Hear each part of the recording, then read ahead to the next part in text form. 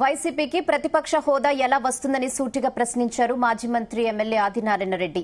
23 సీట్లొచ్చి 5 సీట్లు లాక్కుని 18 సీట్లకు ప్రతిపక్ష హోదా ఉండదన్న జగన్ ఇప్పుడు ఏ మొహం పెట్టుకుని అడుగుతున్నాడని నిలదీశారు.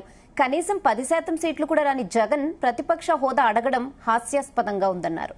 చంద్రబాబు నాయుడు గారికి 23 సీట్లు వచ్చినప్పుడు మరొక 5 తగ్గింటే నీకు ప్రతిపక్ష పాత్ర లేదు అంటే 18 సీట్లకేమో ప్రతిపక్ష పాత్ర రాదని చెప్పిన జగన్ రెడ్డి ఇప్పుడు 11 సీట్లకు ఎలా అడుగుతాడు?